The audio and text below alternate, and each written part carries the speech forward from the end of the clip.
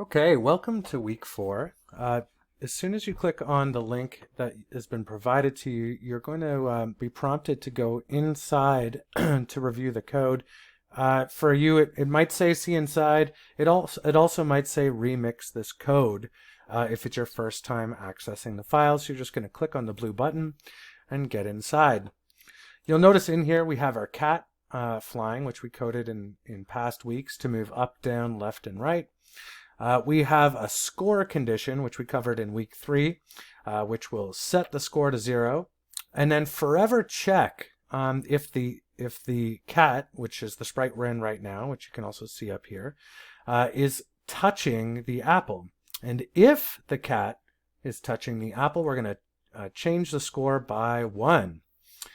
And if the score is greater than 20, we're going to create a stop condition in here, which will stop all the sprites. But for now, I'm going to leave that out because we'll do that at the very end when we're ready to test our game. The other code we're going to look at a bit today is a kind of condition, an if condition that will change the look of the cat when it is touching the apple. And we're going to go into our costume tab here. You'll notice there's now a third cat, which is showing a cat with an open mouth. And we'll look at how to make this open mouth in another session. I've included it for you here today, but that's the animation we want to switch to when the cat is also touching the apple. So I'm just going to go back over here, go back to our closed mouth cat state. And I just want you to notice that in this code, if I pull it apart, I have when green flag clicked, we're going to switch costume to cat flying A. And that is our state right here with the closed mouth. We have called it cat flying A. And if we click on cat flying and go back to the costumes for a second, you'll notice that we have cat flying A, cat flying B, and cat flying 3 in this case for the open mouth. We can rename these two to make it more descriptive and easier for us to know when we're selecting different costumes for different reasons in our code. So cat flying A, I'll switch this to cat open mouth. Sorry, pardon me, cat closed mouth. And then I can switch to the third one, which has the open mouth, and change that to cat closed mouth. And we didn't really use the second one in this game, but we might use it in another week. But remember, if you do change that, you got to go back and make sure your code matches. And in this case, it did update everything. So when green flag clicked, switch costume to cat closed mouth. So at the beginning of every time we restart the game, we want to make sure our costume goes back to this cat with the closed mouth. Then I've got an if statement here. And I'm just going to kind of go break this down a bit. So if touching apple, what do we want to happen? Well, if touching apple, the first thing we want to do is switch the costume to cat, in this case it says closed mouth. We want cat open mouth. So I've got a naming problem there. Let me go back. I named it cat closed mouth. That should have been cat open mouth. Sorry about that. So we want to switch to cat open mouth. And so here I am now at the next part. We've got a little bit of a pause. So I'm going to put a little bit of a time pause between the cat open mouth. We're going to wait a quarter of a second, and then we're going to switch back to cat closed mouth. So just to review, the way I want this code to work before I test it is when the green flag is clicked, I'm going to switch the costume to the cat closed mouth. That's my starting costume for the game. And then I'm going to forever check if the cat is touching the apple. And if it is touching the apple, then I want to switch to cat open mouth 2 for a split second. And then I'm going to wait 1/4 of a second and switch back to cat costume closed mouth. let's just go give that a test and see how we look here.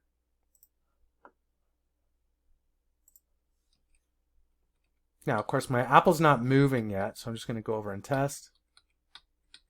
There we go. Okay, so when the cat is touching the apple, the mouth is opening. When not touching the apple, the mouth is closing. Okay, so that is working the way I intended it for it to work.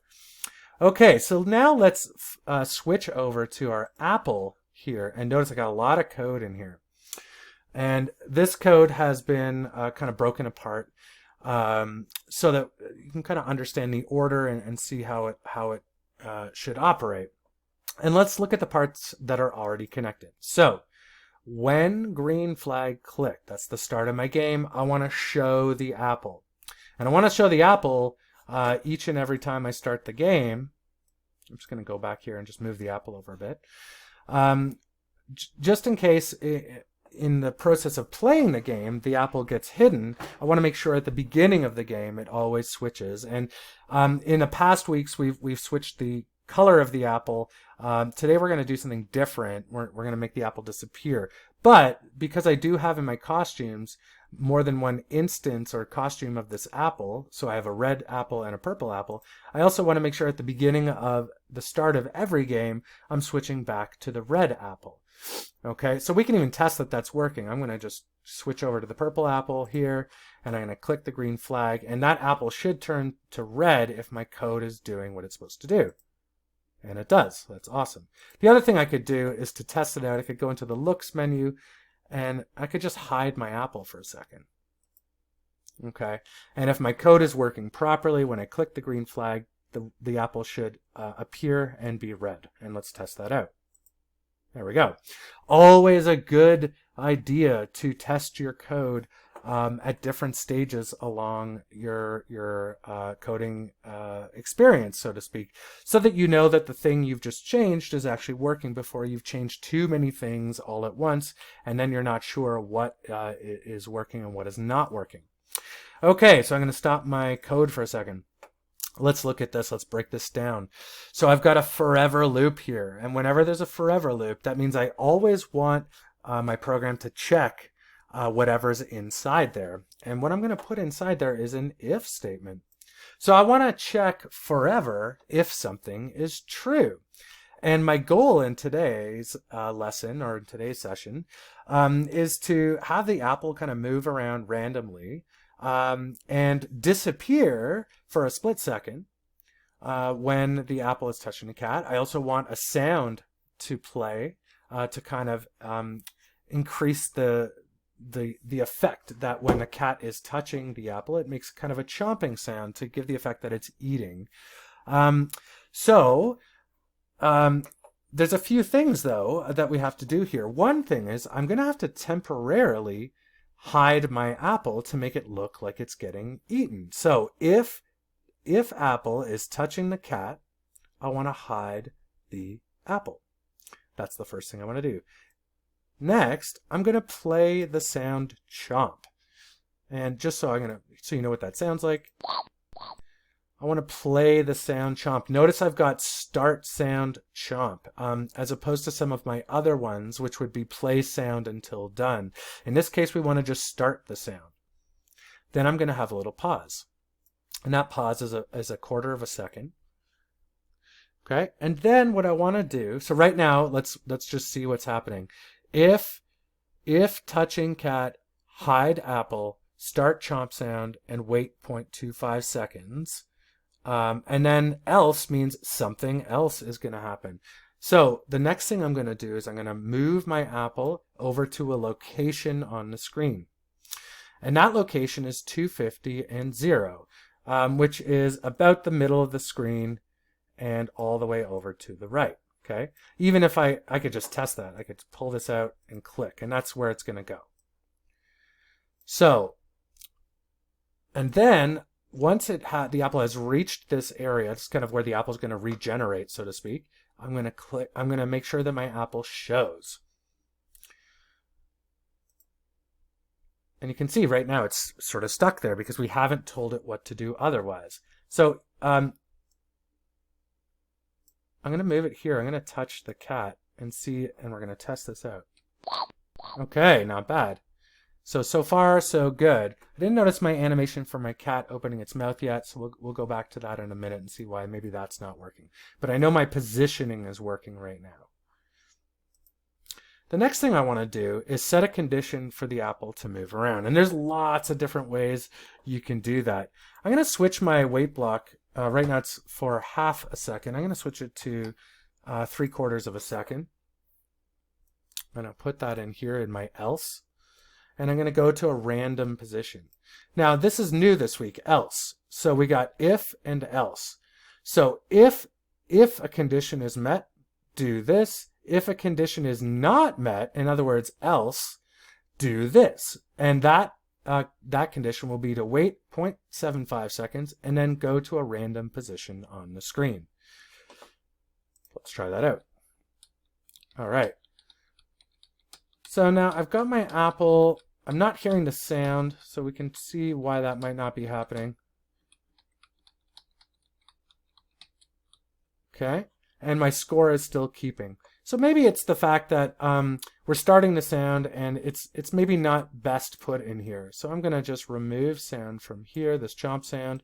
I'm going to delete it. Actually, what I'm going to do, I'm going to put it over to cat flying and try it out over there. And then I'm going to delete this one. I'm going to go back to cat flying, and we'll try our chomp sound over here. We know that this is a good place to put it because if the cat is touching the apple, we could also try having our chomp sound be over here and see if this will produce the result we want. Yeah, and that's looking and sounding a lot better. Awesome. Nice. So now we have a working version of our game. The apple's moving around in a random way, and we're keeping score. Now it's time to put an end condition here. So I'm going to put if my score is greater than 20, we're going to stop all scripts. And right before that, we're going to put winner on the screen for 2 seconds. That could be any text you want. And now we're going to reset and test our game. And now if everything is working properly, the score should go back to 0 when I hit the green flag, and we should be able to test our game. And it did. And now I just got to get good enough at my game and get myself up to a score of 20. Oh, all right. There we go. So I reached my score of 20, and it said winner, and all scripts stopped.